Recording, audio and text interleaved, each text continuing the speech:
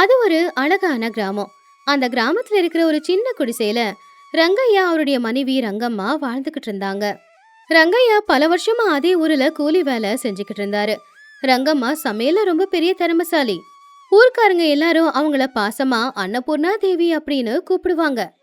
ஒரு நாள் ரங்கம்மா ஒரு பாத்திரத்துல புளிய கரைச்சுக்கிட்டு இருக்கும்போது பக்கத்து வீட்டு லக்ஷ்மி அங்க வந்து, என்ன ரங்கம்மா, என்ன வாசம் இது? வீடு வரைக்கும் வந்து வாசம் மூக்க தொலைக்குதே. ஆமா, என்ன சமைக்கிற போல ஆன முகம் வாடி போயிருக்கு? ஒன்னும் இல்ல லக்ஷ்மி, என் வீட்டுக்கார பத்தி தான் யோசிச்சுக்கிட்டு இருக்கேன். வயசானாலும் இன்னும் கூலி வேலை தான் செஞ்சுக்கிட்டு இருக்காரு. நானும் கேள்விப்பட்டேன். இப்பெல்லாம் யாரும் வேலை கொடுக்க மாட்டேங்கிறாங்களாமே, வயசாயிடுச்சு அப்படின்ற காரணத்தை காட்டி. ம், ஆமா, யாருமே கருணை இல்லாம வேலை கொடுக்க முடியாதுன்னு சொல்றாங்க. அது மட்டும் இல்லாம ஏதேதோ அவமானப்படுத்துறாங்களாமா. இவரு என்கிட்ட எதுவும் சொல்ல மாட்டேங்கிறாரு. ஆனா வேறவங்க சொல்லி கேள்விப்படுறேன். சரியா சொன்ன ரங்கம்மா. இந்த ஊர்க்காரங்க யாரும் சரியில்லை. வயசானவங்கள அவமானப்படுத்துறதுக்கு ஏதாவது வழி இருக்கான்னு தேடுவாங்க. வேலைக்கு மட்டும் சின்ன பசங்க தான் வேணும் போல. இவரையும் யாரோ ஏதோ சொல்லி அவமானப்படுத்திருக்காங்க. அது அவருடைய முகத்தை பார்க்கும்போதே எனக்கு தெளிவா தெரியுது. ஆனா எனக்கு தெரிஞ்சா நான் கவலைப்படுவேன்னு சொல்லி அவரும் சொல்ல மாட்டேங்கிறாரு. கேக்குற தைரியமும் எனக்கு இல்ல. ஆனா உன்ன மாதிரி யாராலையும் இந்த ஊர்ல சமைக்க முடியாது. பேசாம யார் வீட்டிலயாவது நீ சமையல் வேலைக்கு போக வேண்டியது தானே ரங்கம்மா? நானும் அதை பத்தி தான் யோசிச்சுக்கிட்டு இருக்கிறேன் லக்ஷ்மி. ஆனா இங்க யாருக்கிட்ட போய் நான் வேலை கேக்குறது? எனக்கும் தானே வயசாகுது. வயசான பொம்பளைக்கு யாரு வேலை கொடுப்பாங்க சொல்லு? அட, அப்படி நினைச்சு ஏன் நீ பயந்து போய் இருக்க? கடவுள் இருக்காரு, ஏதாவது ஒரு வழியை காட்டுவாரு அப்படின்னு சொல்லி லக்ஷ்மி அங்கிருந்து போயிட்டாங்க. இது இப்படி இருக்கும்போது அன்னைக்கு வேலை கேட்கறதுக்காக ரங்கையா செட்டியார பாக்குறதுக்காக போனாரு. செட்டியார் ஐயா, எனக்கு எதனா வேலை கிடைக்குமா? அட ரங்கையா, நீயா? நீ எப்படி வேலை செய்வ? உனக்கு 80 வயசுக்கு மேல ஆகுது. உன் கையும் காலும் நடுங்கிக்கிட்டு இருக்கு பாரு. உன்னை வச்சு வேலை வாங்கினா அப்புறம் அது எனக்கு தான் கஷ்டம். ஐயா, நான் இன்னும் வலிமையாக தான் இருக்கேன். தயவு செஞ்சு எனக்கு வேலை கொடுங்க. ஒரு 4-5 நாளைக்காவது வேலை கொடுங்க ஐயா. வீட்டு நிலைமை ரொம்ப கஷ்டமா இருக்கு. ஐயோ, வேலைக்கு ஆள் வைக்கிறதே வேலை சீக்கிரமா முடியணும் அப்படிங்கிறதுக்காகத்தான்.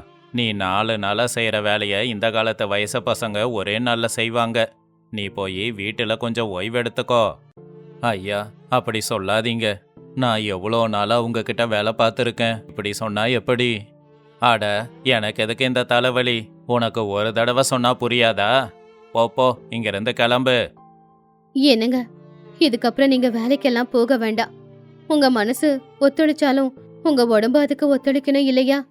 எதுக்காக கஷ்டப்பட்டு இப்படி நீங்க அவமானம் எல்லாம் படணும் சொல்லுங்க? நான் வேலைக்கு போய் என்னால முடிஞ்ச அளவுக்கு ஏதாவது உதவி செய்யறேன். நீங்க வீட்லயே இருங்க. நீ சொல்றதெல்லாம் கேட்கறதுக்கு நல்லா தான் இருக்கு ரங்கம்மா. ஆனா நாள் முழுக்க வீட்லயே உக்காந்துக்கிட்டு உன்னோட சம்பாத்தியத்துல சாப்பிட்றதுக்கு எனக்கு விருப்பம் இல்ல. ஏங்க, நமக்கு வயசாகுது. இன்னும் எதுக்குங்க இந்த கஷ்டம் நமக்கு? அந்த கடவுளே நமக்கு ஏதாவது ஒரு வழியை காட்டுவாரு. ஒரு நாள் ரங்கையாவுக்கு திடீர்னு உடம்புக்கு முடியாம போச்சு. இப்ப வீட்ல வருமானமும் இல்ல, கையில இருந்த பணமும் வைத்தியத்துக்கு செலவா போச்சு. வீட்டுல சாப்பிட கூட சாப்பாடு இல்ல. ஒரு நாள் ரங்கம்மா சோகமா, ஐயோ, இவருக்கு ஜுரம் இன்னும் குறையல. கையில இருக்கிற பணம் மருந்துக்கே பத்தாதே. நான் இப்ப யாருக்கிட்ட போய் என்னன்னு கேக்குறது அப்படின்னு ரங்கம்மா ஊர்ல இருக்கிற எல்லார்கிட்டயும் பண உதவி கேட்டு பார்த்தாங்க, கிடைக்கல. கடைசியில அந்த ஊர்ல இருக்கிற ஒரு பெரிய மனுஷன் வீட்டுக்கு போய், ஐயா, உங்க வீட்டுல ஏதாவது சின்ன வேலை இருந்தாலாவது கொடுக்குறீங்களா ஐயா? என் வீட்டுக்காருக்கு உடம்பு சரியில்லை. அவருக்கு மருந்து வாங்குறதுக்கு எனக்கு பணம் வேணும். தயவு செஞ்சு உதவி செய்யுங்க ஐயா. ரங்கம்மா, நீ எப்படி வேலை செய்வ? வேலை செய்யறதுக்கான வயசா உனக்கு? போ, வேலையும் இல்ல ஒன்னும் இல்ல. பாவம் ரங்கம்மா கவலையா வீட்டுக்கு வந்தாங்க. யாரும் வேலை தரல. பாத்தீங்களாங்க, யாருக்கிட்ட போய் வேலை கேட்டாலும் யாருமே கொடுக்க மாட்டேங்கிறாங்க. நான் என்னதாங்க பண்றது? ரங்கம்மா, நீ கவலைப்படாத. உனக்கு நான் இருக்கேன். கொஞ்ச நாள் போச்சுன்னா கடவுள் நிச்சயமா ஒரு வழி காட்டுவாரு. கவலைப்படாத. சரியா அதே நேரத்துல அவங்க தூரத்து சொந்தமான கோவிந்த ரங்கையாவை பாத்துட்டு போறதுக்காக அவங்க வீட்டுக்கு வந்தான். ஐயோ மாமா, உங்களுக்கு உடம்பு சரியில்லையாமே? உங்களை பார்த்தாலே தெரியுது. நீங்க ரொம்ப சோர்வா இருக்கீங்களே. அடடே, வாங்கண்ண வாங்க. எப்படி இருக்கீங்க? எவ்வளவு நாள் ஆச்சு உங்களை பார்த்து. அவருக்கு ஜுரம் இன்னும் குறையவே இல்ல. அவரை பார்க்க வந்ததுல எனக்கு ரொம்ப சந்தோஷம். மாமா எனக்கு சொந்த அண்ணா மாதிரி. நீ வேற ரொம்ப கஷ்டத்துல இருக்க. அதான் உனக்கு தைரியம் சொல்லிட்டு போலான்னு வந்தேன். எனக்கு ரொம்ப பசியா இருக்கு. கொஞ்சம் சாப்பாடு போடேன். இப்ப எங்க வீட்டுல பெருசா எதுவும் இல்லைண்ணே. கொஞ்சோண்டு சாப்பாடும் தயிரும் இருக்கு. அத கொண்டு வரேன். தப்பா எடுத்துக்காம சாப்பிடுங்க. அதெல்லாம் பரவாயில்ல. இப்போதைக்கு எனக்கு அதுவே போதும்மா. ரங்கம்மா உடனே கொஞ்சம் புளி தேங்காய் எல்லாத்தையும் சேர்த்து வச்சு அரைச்சி ஒரு துவையல தயார் பண்ணி அத தயிர் சாதத்துக்கு பக்கத்துல வச்சு கொடுத்தப்போ கோவிந்தன் அதை சாப்பிட்டு பார்த்து, அட அட, அருமையா இருக்கு. ரங்கம்மா, நீ ரொம்ப நல்லா சமையல் பண்ணியிருக்க. இந்த பச்சடியில எதனா மேஜிக் பண்ணியிருக்கியா என்ன? நீ ரொம்ப நல்லா சமைச்சிருக்க. ஆமாண்ண. ஆனா நல்லா சமைக்க தெரிஞ்சா மட்டும் அதுல இருந்து என்ன கிடைக்குது? கவலைப்படாத ரங்கம்மா. உன் கஷ்டம் என்னன்னு என்கிட்ட சொல்லு. நான் உனக்கு எப்படியாவது உதவி செய்ய பார்க்கறேன். வீட்ல பணம் இல்ல. அவருக்கு உடம்பு சரியில்லை. யாருக்கிட்ட கேட்டாலும் வேலை கொடுக்க மாட்டேங்கிறாங்க. அவரு மருந்து செலவுக்கு கூட என்கிட்ட காசு இல்ல. நான் என்ன பண்றதுன்னு நீங்க சொல்லுங்க.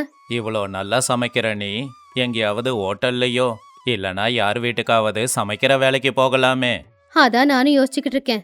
ஆனா யாரு வேலைக்கு வச்சுக்கிறாங்க என்ன சொல்லு? எனக்கு வயசாயிடுச்சே, வேலை கொடுக்க யோசிக்கிறாங்க. ஒரு நிமிஷம் இரு ரங்கம்மா. எங்க ஊர்லயே பெரிய ஜமீன்தாரான ராஜசேகர் ஐயா இருக்காரு. அவர் வீட்டுக்கு சமையல்காரங்க சரியா சமைக்க போறதில்லையா. அதுக்கு தான் அவங்க புதுசா வேற ஒரு சமையல்காரங்களை தேடிக்கிட்டு இருக்காங்க. ஜமீன்தார் வீட்டுல சமையல் வேலைக்கா? ஐயோ, எனக்கு ரொம்ப பயமா இருக்குண்ணே. என்னால அங்கெல்லாம் முடியுமா? நீ என்ன பேசிக்கிட்டு இருக்க? நீ சமைச்சேனா கண்டிப்பா அந்த ஜமீன்தாரு நாக்க தட்டிக்கிட்டு சாப்பிடுவாரு. என்ன நம்பு, நிச்சயமா உனக்கு அங்க வேலை கிடைக்கும். நான் இப்பவே போய் அந்த ஜமீன்தாரை பார்க்கறேன். உன்னோட சமையலை பத்தி அவர்கிட்ட சொல்றேன். நீ தயாராயிரு.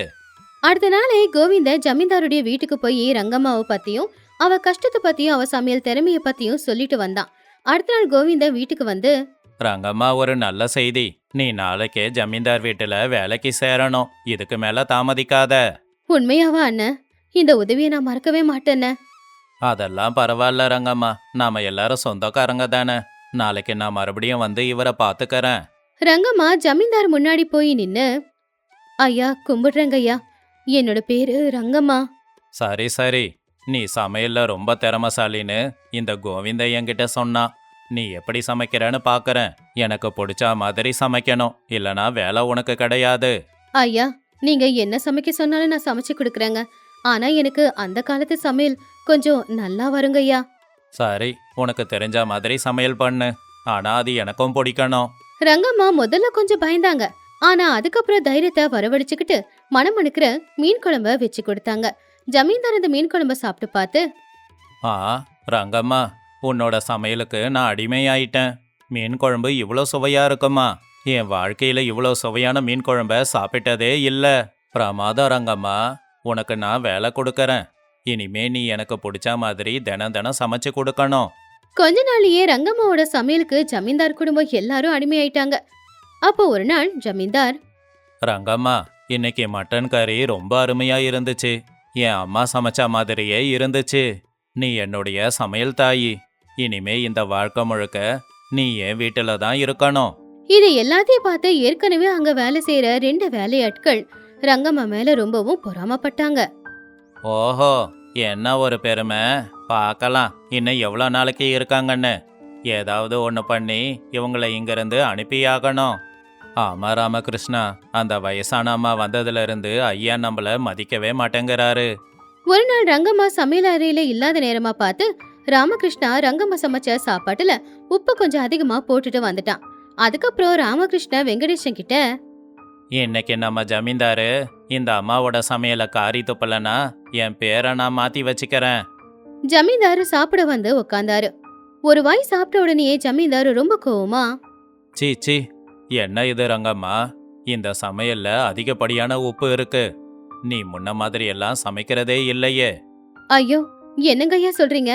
நான் உப்பு சரியா தானே போட்டேன். நான் அதை சாப்பிட்டு கூட பார்த்தனே. உப்பு சரியா தானே இருந்துச்சு. பொய் சொல்லாத. நீ உப்பு போடாம இந்த சமையல்ல எப்படி உப்பு அதிகமாகும்? என்ன ஏமாத்த பாக்குறியா? ராமகிருஷ்ணா உடனே முன்னாடி வந்து, ஐயா, இந்த அம்மா நேத்து ராத்திரி கூட வேலை செய்யறவங்க கிட்ட என்ன சொன்னாங்க தெரியுமா? நான் ஜமீன்தாருக்கு ஏதோ ஒன்று சமைச்சு போடுறேன். அவருக்கு பெருசா ஒன்றும் ருசியை பத்தி எல்லாம் தெரியாது. எதை சமைச்சு கொடுத்தாலும் அப்படியே சாப்பிடுவாருன்னு சொன்னாங்க. ஆமாங்க ஐயா, நாங்க சொல்றத நம்புங்க. இந்த கிழவிக்கு திமிரு அதிகமாயிடுச்சு, அதான் இப்படி பண்ணுது. என்ன? சீச்சி, நான் உன்னை எவ்வளவு நம்பிக்கையா இந்த வீட்டுல வேலைக்கு வச்சேன். என்னையே நீ ஏமாத்துறியா? என் கண்ணு முன்னாடியெல்லாம் நிக்காத, உடனே வீட்டை விட்டு வெளியில போ. ரங்கம்மாவ உண்மை தெரிஞ்சுக்காம ஜமீன்தார் உடனே வேலையை விட்டு தூக்கிட்டாரு. பாவம் ரங்கம்மா அதை நினைச்சு ரொம்பவும் வருத்தப்பட்டாங்க. ரங்கம்மா ரங்கையா பக்கத்துல உட்காந்து அழுதுகிட்டே, ஏங்க ரொம்ப கவலையா இருக்குங்க. நான் எந்த ஒரு தப்புமே பண்ணலனாலும் ஜமீன்தார் என்ன வேலையை விட்டு வெளியில போக சொல்லிட்டாரு. அட, நீ எதுக்கு அழுவுற ரங்கம்மா? நீ ரொம்ப திறமசாலி. உன்னோட சமையல மிஞ்ச இந்த உலகத்திலேயே ஆள் இல்ல. ஒரு யோசனை இருக்கு. நீ நல்லபடியா உணவு தயார் பண்ற இல்லையா? உணவுகளை தயாரிச்சு குறைஞ்ச விலைக்கே நம்ம ஊர்க்காரங்களுக்கு விற்கலாம். ஹோட்டலா? ஆனா அது என்னால முடியுமாங்க? அப்போ ரங்கையா, நிச்சயமா முடியும், தைரியமா ஆரம்பிச்சு பாரு அப்படின்னு தைரியத்தை கொடுத்தாரு. ரங்கம்மாவுக்கும் புருஷ பேச்சு கேட்டு தைரியம் வந்து அடுத்த நாளே அவங்க சின்னதா ஒரு ஹோட்டலை ஆரம்பிச்சாங்க. வாங்க ஐயா வாங்க, என்னோட சின்ன ஹோட்டல்ல பலவிதமான சாப்பாடு கிடைக்கும். விலையும் அதிகம் இல்ல, ஒரு சாப்பாட்டுக்கு 1 ரூபாய் மட்டும்தான். அப்ப அந்த ஹோட்டல்ல சாப்பிட்ட ஒருத்தன், ஆமா, உங்க சமையல்ல நிச்சயமா ஏதோ ஒரு அதிசயம் இருக்கு. நான் இவ்வளவு சுவையான உணவை இதுக்கு முன்னாடி சாப்பிட்டதே இல்ல. உங்களால இந்த உணவை இவ்வளவு குறைவான விலைக்கு எப்படி தர முடியுது? இன்னைக்கு நீங்க செஞ்ச பச்சடி ரொம்ப அருமை. இனிமே நானு தினந்தோறும் உங்ககிட்ட தான் வந்து சாப்பிடுவேம்மா. கொஞ்ச நாள்லயே ரங்கம்மாவோட சமையல் பிடிச்சு நிறைய பேர் அந்த ஹோட்டலுக்கு வந்து சாப்பிட ஆரம்பிச்சாங்க. பாத்தீங்களாங்க, நம்ம வியாபாரம் எவ்வளவு நல்லபடியா நடக்குதுன்னு. நீங்க சொன்னது கேட்டதுக்கு எனக்கு ரொம்ப சந்தோஷமா இருக்குங்க. கை நிறைய பணம் வந்ததுனால ரங்கம்மா உடனே ரங்கையாவை பட்டணத்து ஹாஸ்பிட்டல்ல வைத்தியம் பார்க்க வச்சாங்க. ரங்கையாவும் குணமானாரு. அன்னையிலிருந்து ரங்கம்மாவுக்கு ரங்கையாவும் துணையா தான் இருந்தாரு. அப்படி அவங்க ஹோட்டல் வியாபாரம் ரொம்ப நல்லபடியாவே நடந்துகிட்டு இருந்துச்சு. ஒரு நாள் ஜமீன்தார் ராஜசேகர் ஏதோ ஒரு வேலை விஷயமா அந்த ஊருக்கு வந்தாரு. ஐயோ, என்ன இவ்வளவு வெயிலா இருக்கு? இந்த மதிய நேரத்துல என்னால பசிய தாங்க முடியலையே. இங்க சாப்பாடு எதனா கிடைக்குமா? ஐயா, இந்த ஊர்ல ரங்கம்மாவோட ஹோட்டலு ரொம்ப பிரபலம். அங்க சாப்பாடு ரொம்ப அருமையா இருக்குமா. நாம அங்க போலாமா ஐயா? யாரு இந்த ஹோட்டலோட ஓனரு? எனக்கு நல்ல சாப்பாடு வேணும். ரங்கம்மா உடனே வெளியில வந்து, ஐயா வாங்கய்யா, நான் தாங்கய்யா உங்க வீட்டு சமையல்காரி ரங்கம்மா. உட்காருங்கய்யா, உங்களுக்கு நான் சாப்பாடு கொண்டு வரேன். அப்போ ஜமீன்தார் ரங்கம்மாவோட முகத்தை பார்த்து ரொம்பவும் ஆச்சரியமா, என்னது, நீயா? ஆமா, நீ எப்படி இங்க? ஆமாங்க ஐயா, நான் உங்ககிட்ட சமையல்காரி வேலையை பார்த்த ரங்கம்மா தான். நீங்க உண்மையை தெரிஞ்சுக்காம வேலையை விட்டு என்னை தூக்கிட்டீங்க. அதனாலதான் நான் சின்னதா ஒரு ஹோட்டல் ஆரம்பிச்சேங்க ஐயா. ஐயோ ரங்கம்மா, என்னை மன்னிச்சிடு. எனக்கு ரொம்ப வருத்தமா இருக்கு. உன்னோட சமையல போய் நான் குறை சொல்லிட்டேனே. அந்த பழைய சமையல்காரனுங்க என்கிட்ட பொய் சொல்லி ஏமாத்திட்டானுங்க. ஜமீன்தார் ரங்கம்மா கொடுத்த சாப்பாடை சாப்பிட்டு, அப்பா, என்ன ஒரு சுவை! அருமையா இருக்கு, ரொம்ப அருமையா இருக்கு. என்ன மன்னிச்சிடு ரங்கம்மா, நான் என்னோட தவற புரிஞ்சுக்கிட்டேன். பரவாயில்லங்க ஐயா, நான் எந்த தப்பும் பண்ணலன்னு நீங்க புரிஞ்சுக்கிட்டீங்க இல்லையா, அதுவே போதும். நிச்சயமா அந்த கடவுள் எப்பவுமே உங்களை நல்லபடியா பார்த்துப்பாரு. இப்ப என் வீட்டுக்காரரும் முழுசா குணமாயிட்டாருங்க. ஜமீன்தாரும் மன்னிப்பு கேட்டு சந்தோஷமா அங்கிருந்து போயிட்டாரு. அப்படி சாதாரண ரங்கம்மா இப்ப அந்த ஊர்லயே புத்திசாலி ரங்கம்மா அப்படின்னு பேர் எடுத்தாங்க. அவங்க ஆரம்பிச்ச அந்த ஹோட்டல் நல்லபடியா போய்கிட்டு இருந்துச்சு. இப்ப அந்த வயசான தம்பதிகளுக்கு யாரோட தயவும் தேவையில்லை. ஏன்னா அவங்களே இப்போ 10 பேருக்கு வேலை போட்டு கொடுக்கற அளவுக்கு வாழ்க்கையில வளர்ந்திருந்தாங்க.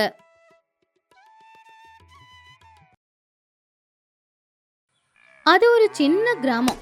அந்த கிராமத்துல நாகையா அவனுடைய மனைவி பார்வதியே தெரியாதவங்க யாருமே இருக்க முடியாது. ஏன்னா அவங்க பேர் போன கஞ்ச பிஸ்னாரிங்க. அவங்களுக்கு மங்கை அப்படிங்கிற ஒரு சின்ன பொண்ணு இருந்தா. பாவம் மங்கைக்கு புது புது துணி, பொம்மை இது எல்லாமே கனவு மட்டும்தான். அன்னைக்கு பார்வதி சமையலறையில ஒரே ஒரு கொட்டை புளிய கரைச்சி அதுல புளி சாதத்தை செஞ்சு சந்தோஷமா, ஏங்க பின்னாடி இருந்து ஒரு வாழலையே கொண்டு வந்து கொடுக்குறீங்களா? பாத்திரத்துல இந்த புளியை போட்டு சாதத்தை போட்டு கலந்தா அப்புறம் பாத்திரத்தை கழுவணும், தண்ணி வீணா போகும். வாழலையில கலந்தா அதை தூக்கி போட்டுடலாம், தண்ணி மிச்சம். நீ ரொம்ப புத்திசாலி பார்வதி. ஆனா அந்த வாழை இலை பழசா இருக்கணும். புது வாழை இலைய பறிச்சா அப்புறம் நமக்கு பயன்படாம போயிடும். எதுலயும் நமக்கு நஷ்டம் வரக்கூடாது.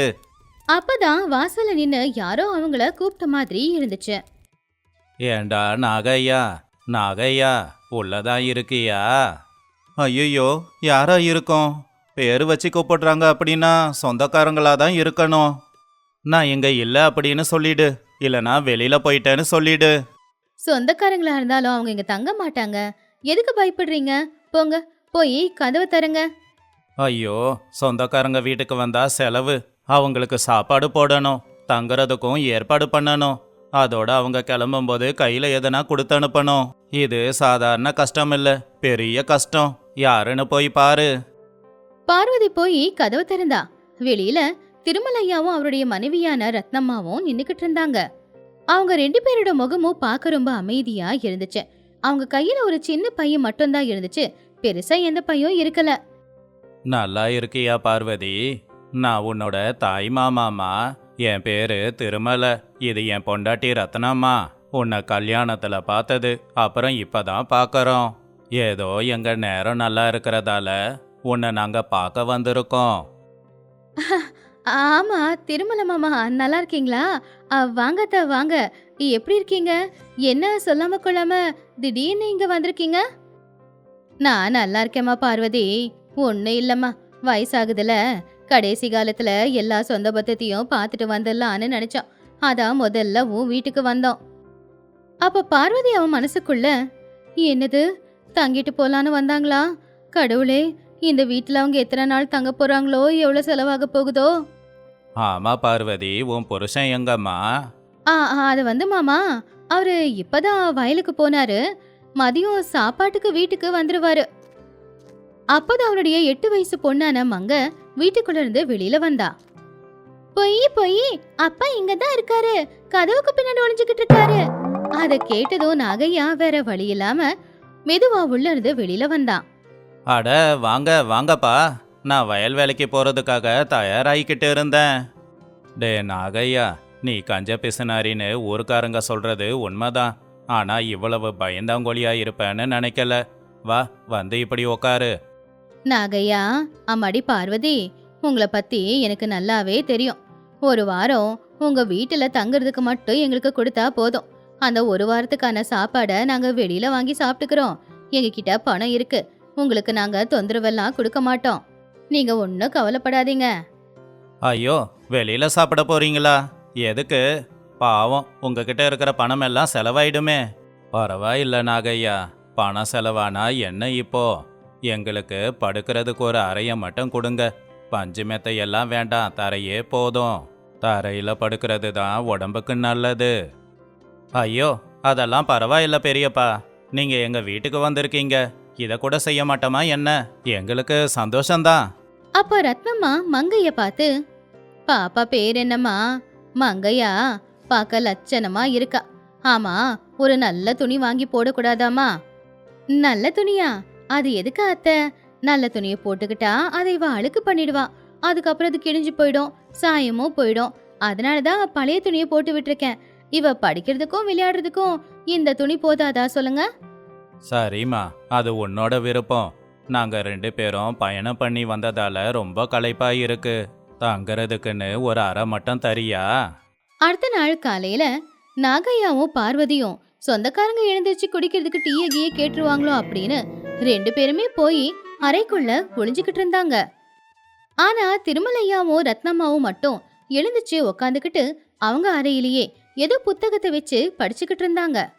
அப்போ நாகையா பார்வதி கிட்ட ரகசியமா, ஏன் பார்வதி, எதுக்காக இவங்க இவ்வளோ சீக்கிரம் எழுந்து உக்காந்துருக்காங்க? சீக்கிரமா எழுந்தா குடிக்க டீ கேட்பாங்களே. நம்ம வீட்டில் பால் கூட இல்லையே. நீங்க வேற சும்மா இருங்க. அதான் அவங்க வெளியில சாப்பிடுறேன்னு சொல்லிருக்காங்கல்ல, அவங்க கிட்ட மொத்தம் 10,000 ரூபாய் இருக்கான். அவங்க போகும்போது நமக்கு ஏதாவது கொடுத்துட்டு போவாங்களோ என்னவோ. அவங்க கொடுத்துட்டு போவாங்கன்னு ஆசை எதையும் வச்சுக்கிட்டு இருக்க கூடாது. நம்ம கிட்ட இருந்து எதையும் வாங்காம போனோன்னு தான் ஆசைப்படணும். சரி, அவங்களுக்கு குடிக்க தண்ணியாவது கொடு. அப்போ திருமலை ஐயா நாகையா சொன்னதை கேட்டு, டே நாகையா, பார்வதி, நீங்க 2 பேரும் எதுக்காக எங்களை பார்த்து எப்பவும் பயப்படுறீங்க? ரத்தனம், இன்னைக்கு நாம மார்க்கெட்டுக்கு போய் அங்க வந்திருக்கிற புது இனிப்பை வாங்கிட்டு வரலாம். அப்படியே நம்ம வியாபாரத்தை பத்தியும் அங்க கொஞ்சம் பேச வேண்டியது இருக்கு. ஆமாம்மா, நானும் என் புருஷனும் சொந்தக்காரங்களோட வீட்டுக்கு போயிட்டு வரலாம். கை செலவுக்கு 10,000 எடுத்துட்டு வந்தோம். அந்த 10,000 செலவு பண்ணிட்டு தான் உங்க வீட்டுக்கு திரும்ப வருவோம். நீங்க எங்களை பத்தி எதுவும் யோசிக்க வேணாம். அப்போ நாகையா அந்த 10,000 அப்படின்னு கேள்விப்பட்ட உடனேயே, ஏன் பெரியப்பா, 10,000 அப்படிங்கிறது பெரிய பணமாச்சே. அத வயசான நீங்க வெளியில கொண்டு போய் திருடன் யாருன்னா உங்ககிட்ட திருடிக்கிட்டான்னா பேசாம அதுக்கு நீங்க வீட்டிலேயே வச்சுட்டு போலாமே. கவலைப்படாத நாகையா, அப்படி யாரும் திருடிக்கிட்டெல்லாம் போக மாட்டாங்க. சரி, நாங்க கிளம்புறோம். சாயந்தரம் மட்டும்தான் வீட்டுக்கு வருவோம். அப்போ ரத்னம்மா மங்கைய பக்கத்துல வர சொல்லி, மங்க, இன்னைக்கு நீ பள்ளிக்கூடத்துக்கு போறியாமா? இந்தா, எங்க ஊர்ல இருந்து வரும்போதே இந்த புளிப்பு மிட்டாய உனக்காக தான் வாங்கிட்டு வந்தேன். ஸ்கூலுக்கு போய் நல்லா படிக்கணும். இது புளிப்பு மிட்டாயா? நான் எப்பவும் சாப்பிட்டதே இல்ல பாட்டி. ரொம்ப தேங்க்ஸ் பாட்டி. அத்தை, இந்த மிட்டாயெல்லாம் கொடுக்காதீங்க. அப்புறம் பாப்பாவுக்கு பல்லு சொத்தையாயிடும். அப்புறம் அவளை டாக்டர் கிட்ட கூட்டிட்டு போறதுக்கு வேற பணம் செலவாகும். அப்போ ரத்னம்மா நாகையாவை பார்த்து, இங்க பாருப்பா நாகையா, இப்படி ஒவ்வொரு ரூபாயையும் நீங்க மிச்சம் பிடிக்கிறதுக்கு பதிலா அவளுக்கு புது பலகையும் பல்பமும் வாங்கி கொடுங்க. பழைய பலகையில எழுத்து சரியா எழுத முடியலையாமா. இப்படியெல்லாம் பணத்தை மிச்சம் பிடிக்காதீங்க. புது பலகையா? எதுக்குமா? பணம் வீணா செலவு பண்ணாத. பழைய பலகையே நல்லா தானமா இருக்கு. நீ ரொம்பவே கஞ்ச பிசுனாரியா மாறிட்ட நாகையா. சரி, எங்களுக்கு நேரமாகுது, நாங்க கிளம்புறோம். அப்படின்னு திருமலையாவும் ரத்னம்மாவும் வெளியில போயிட்டாங்க. ஏங்க, இவங்க என்னங்க நாம நினைச்ச மாதிரி இல்லாம விசித்திரமா இருக்காங்க. அவங்க பழக்க வழக்கம்லாம் வேற போல பார்வதி. சரி, நான் இப்பவே சந்தைக்கு போய் நம்ம மங்கைக்கு தேவையான புது பலகையும் கூடவே பலுப்பமும் வாங்கிட்டு வரேன். ஆனா அதையும் பார்த்து கம்மி விலையா இருக்கிறத வாங்கணும். திருமலையா ரத்னம்மா சாயந்தரம் வீட்டுக்கு வரும்போது நாகையா ஒரு சின்ன மண்ணெண்ணெய் விளக்குல கொஞ்சோண்டு மண்ணெண்ணைய ஊத்தி விளக்க பத்த வச்சிருந்தான். அதுல வெளிச்சம் பாதியாதான் இருந்துச்சு. மங்க புது பலகையில அந்த வெளிச்சத்திலேயே எழுத்து எழுத முயற்சி பண்ணிக்கிட்டு இருந்தா. நாகையா, பார்வதி, எங்களுக்கு தெரியும் நீங்க எண்ணெய மிச்சம் பிடிக்கிறீங்க. ஆனா மிச்சம் பிடிக்கிற பேருல பாவம் உங்க பொண்ணு மங்கைக்கு தான் எல்லாமே நஷ்டமாயிக்கிட்டு இருக்கு. நஷ்டமா? என்னம்மா சொல்றீங்க? எண்ணெயை மிச்சம் பிடிச்சா எனக்கு பணம் லாபம் தானே. நீ கொஞ்சோண்டு எண்ணெயை மிச்சம் பிடிக்கிறேன்னு சொல்லிட்டு உன் பொண்ணு மங்கையோட கண் பார்வையோட விளையாடிக்கிட்டு இருக்க. இருட்டில் படிச்சு பொண்ணோட பார்வை பாதிக்கப்பட்டு நாளைக்கு பார்வையில் பிரச்சனை வந்தா நீ டாக்டர்கிட்ட போய் பணத்தை செலவு பண்ணணுமே. அந்த பணம் செலவு பண்ணாம இருக்க பேசாம கொஞ்சம் பணம் செலவு பண்ணி இன்னைக்கே விளக்குல எண்ணெயை வாங்கி ஊத்தலாம். வெளிச்சமும் கிடைக்கும், பார்வையும் பாதிக்கப்படாது. ஐயோ, அப்படியே மாமா, எங்க பொண்ணோட கண் பார்வை கெட்டு போயிடுமா? பின்ன வராதாமா பார்வதி. இப்ப கொஞ்சோண்டு எண்ணெயை மிச்சம் பிடிக்கிறதுக்காக பாவம் அந்த குழந்தைய இருட்டுல படிக்க வைக்கிறீங்களே, உத்து பார்த்து பார்த்து அந்த பொண்ணோட பார்வை தான் வீணா போகும். அப்படி அந்த பொண்ணோட பார்வை வீணா போக கூடாதுன்னா உங்க கஞ்சத்தனத்தை நீங்க விடுங்க. நாகையா பதட்டமா விளக்குக்கு பக்கத்துல போய் உக்காந்து எண்ணெய நிறைய ஊத்தி அதுக்கப்புறம் விளக்க நல்ல வெளிச்சமா வச்சான். ஐயோ, என் பொண்ணோட பார்வை பாதிக்கப்படக்கூடாது. இங்க பாருங்க, நீங்க சொன்ன மாதிரியே நான் விளக்க பெருசா வச்சு நல்லா வெளிச்சமா எரிய விட்டுருக்கேன். என் பொண்ணுக்கு எதுவும் ஆகாது, அவன் நல்லபடியா படிப்பா. எனக்கு தெரியும் நாகையா, நீ சொன்னா புரிஞ்சுக்கிற பையன்தானே. நீ உன்னோட பொண்ணுக்கு நல்ல சத்தான சாப்பாடா கொடு. ஒருவேளை சத்தான சாப்பாடு கொடுக்காம விட்டா அவளுக்கு வியாதிங்க வந்து அப்புறம் பள்ளிக்கூடம் போக முடியாம ஆயிடும். அப்புறம் பள்ளிக்கூடத்துக்கு கட்டுற கட்டணம் வீணா தானே போகும். எனக்கு புரியுதுங்கப்பா. நான் வீட்டில் இருக்கிற எல்லாருக்கும் சத்தான சாப்பாடு தான் கொடுக்கறேன். அதுலேயும் கொஞ்சம் பணத்தை நான் மிச்சம் பிடிப்பேன். அன்னைக்கு ராத்திரி நாகையாவுக்கு சுத்தமா தூக்கமே வரல. பணம் செலவாயிடும் அப்படின்னு கவலைப்பட்டவன் எங்க தான் பொண்ணோட கண் பார்வை போயிடுமோ அப்படின்னு தான் ரொம்ப பயந்தான். அடுத்த நாளே நாகையா சந்தைக்கு போய் நல்ல சத்தான பால், பழம் இது எல்லாத்தையுமே மங்கைக்காக வாங்கிட்டு வந்தான். அதை பார்த்து பார்வதி ரொம்ப ஆச்சரியப்பட்டா. என்னங்க இது, மார்க்கெட்டுக்கு போய் பொருள் வாங்கிட்டு வந்திருக்கீங்க, அதுவும் 2 லிட்டர் பால் வாங்கிட்டு வந்திருக்கீங்க. இது நம்ம 1 மாசத்துக்கான செலவு இல்ல? தப்பு தப்பு பார்வதி. சத்தான சாப்பாட்டை மங்கைக்கு கொடுக்கலனா அவ பள்ளிக்கூடம் போக மாட்டா. அப்புறம் பள்ளிக்கூடத்துக்கு நம்ம கொடுத்த கட்டணம் வீண் தானே. கட்டணம் வீணா போகக்கூடாது அப்படின்னா பொண்ணுக்கு சத்தான சாப்பாடை வாங்கி கொடுக்கணும். என்னங்க இது, உங்ககிட்ட இவ்ளோ பெரிய மாற்றம் வந்திருக்கு. இது உண்மைதானா? இது சொந்தக்காரங்களுக்காகவா, இல்ல உண்மையிலேயே நீங்க மாறிட்டீங்களா? மாறி இருக்கனான்னு எனக்கு தெரியாது. ஆனா என் பொண்ணோட உடம்பு வீணா போகக்கூடாது. அவ சத்து இல்லாம ஆயிடக்கூடாது. இந்தா பாலை காய்ச்சி இந்த வெல்லத்தை போட்டு என் பொண்ணுக்கு சீக்கிரமா கொடு. மங்க அப்பா வாங்கிட்டு வந்த பாலு பழத்தை பார்த்து, ஐ அப்பா, இந்த பாலும் பழமும் எனக்காப்பா, ரொம்ப தேங்க்ஸ்பா, எனக்கு இது ரொம்ப பிடிக்கும் அப்படின்னு மங்க சந்தோஷமா சொன்னதும், அவன் முகத்துல இருக்கிற சந்தோஷத்தை பார்த்ததும் நாகையாவோட மனசுக்குள்ள ஏதோ ஒரு திருப்தி கிடைச்சது. இத்தனை நாளா இப்படி ஒரு அனுபவத்தை அவன் அனுபவிச்சதே கிடையாது. அப்பதான் திருமலை ஐயாவும் ரத்னமாவும் வெளியில வந்து அந்த காட்சியை பார்த்து ரொம்ப சந்தோஷப்பட்டாங்க. பாத்தீங்களாங்க, நம்ம மங்க எவ்வளோ சந்தோஷமா இருக்கான்னு. பால் குடிச்சா அவ உடம்புல சத்து அதிகமாகும். நாளைக்கு அவ பலசாலியான பொண்ணா வளருவா. ரொம்ப சந்தோஷம் நாகையா. எதிர்காலத்துல உனக்கு வர வேண்டிய பெரிய நஷ்டத்தை நீ தடுத்து நிறுத்திட்ட. ஆனா உனக்கு வரப்போற இன்னொரு பெரிய நஷ்டம் உனக்கு தெரிய மாட்டேங்குது. இன்னொரு நஷ்டமா? என்னங்கப்பா சொல்றீங்க? ஆமா நாகையா, உன் பொண்டாட்டி பார்வதி இருக்காளே, அவ உன்னை கட்டிக்கிட்ட நாள்ல இருந்து புது புடவைய கட்டல. எப்பவுமே கிழிஞ்ச புடவையே தச்சி தச்சி கட்டிக்கிறா. வீட்டு பொம்பளைங்க மகாராணி மாதிரி இருக்கணும். ஆனா பாவம் உன் பொண்டாட்டி. பார்வதிக்கு புடவையா? எதுக்கு? அவ வீட்டை விட்டே வெளியில போக மாட்டா. ஐயோ நாகையா, பொண்டாட்டிக்கு புடவை எடுத்து கொடுக்கலனா மனசுக்குள்ள ஒரு கோவத்தோடவே அவ இருப்பா. அந்த கோவத்துல எந்த வேலையுமே அவ சரியா செய்யவே மாட்டா. அப்ப அது உனக்கு பெரிய நஷ்டம் தானே. இங்க பாரு நாகையா, பணத்தை சம்பாதிச்சு அதை எடுத்து வச்சுக்கிட்டா போதாது. கூட இருக்கிறவங்கள சந்தோஷமா வச்சுக்கணும். அதுதான் உனக்கு நல்லது. எனக்கு புரியுதுங்கப்பா. என் பொண்ணுக்காக பாலும் பழமும் வாங்கிட்டு வந்தப்போ அவ முகத்துல வந்த சந்தோஷத்தை பார்த்தேன். என் பொண்ணோட சந்தோஷத்துக்கு முன்னாடி என் கஞ்ச பிசுனாரித்தனம் எல்லாம் உடஞ்சி போச்சு. நீங்க எனக்காக புடவை வாங்க போறீங்களா? உண்மையாவா வாங்க போறீங்களா? நிச்சயமா வாங்குற பார்வதி. நீ சந்தோஷமா இருந்தா தானே நம்ம வீட்டையும் என்னையும் நல்லபடியா பார்த்துப்ப. இல்லனா அது எனக்கு பெரிய நஷ்டம் தானே. நான் இப்பவே போய் உனக்காக பட்டு புடவையே வாங்கிட்டு வந்து தரேன். திருமலையா ரத்னம்மா போட்ட திட்டம் வேலை செஞ்சுது. பணத்தை விட உறவுகள் தான் சந்தோஷத்தை கொடுக்கும் அப்படிங்கறத நாகையாவும் புரிஞ்சுக்கிட்டான். நாகையாவோட மனசு மெதுவா மெதுவா மாற ஆரம்பிச்சது. வெறும் பணத்தை மட்டும் மிச்சம் பிடிக்கிறது நல்லதில்ல, குடும்பத்துல இருக்கிற அத்தனை பேரையும் சந்தோஷமா பாத்துக்கிறது தான் நல்லது அப்படிங்கறத அவன் புரிஞ்சுக்கிட்டான். புது புடவையை கட்டிக்கிட்டு இருக்கிற பார்வதியோட முகத்துல ஒரு சந்தோஷம் தெரிஞ்சது. மங்கையும் ரொம்ப சந்தோஷமா புது துணியை போட்டுக்கிட்டு புது பலகையில எழுதிக்கிட்டு இருந்தா. மங்கைக்கு பாலும் பழமும் வாங்கி கொடுத்துட்டேன். என் பொண்டாட்டிக்கு புடவை வாங்கி கொடுத்துட்டேன். வீட்டில் வெளிச்சத்தை அதிகப்படுத்திட்டேன். இனிமே எனக்கு எந்த நஷ்டமும் வராது இல்லையா? ஆமா நாகையா, உனக்கு வர வேண்டிய நஷ்டத்தை நீ ரொம்பவே குறைச்சிட்ட. இதுல இருந்து உனக்கு கிடைச்ச லாபம் என்ன சொல்லு? லாபம்னா அது மங்கையோட சிரிப்பும் பார்வதியோட சிரிப்பும் தான். சரியா சொன்ன நாகையா. உன் வீட்டில் இருக்கிற பொண்ணுங்க சிரிச்சாதான் உன் வாழ்க்கை நல்லா இருக்கும். இப்போவாவது நாங்கள் வந்த காரணம் என்னன்னு உனக்கு புரியுதா? நீ நல்ல மனசு இருக்கிற மனுஷன். உன்னோட கஞ்ச புத்தி தான் உன்னை இப்படி மோசமா மாத்திடுச்சு போல. அப்பா, நீங்க என் கண்ணை திறந்து வச்சிட்டீங்க. இவ்வளவு நாளா பணம் சம்பாதிக்கிறது மட்டும்தான் சந்தோஷம்னு நினைச்சேன்.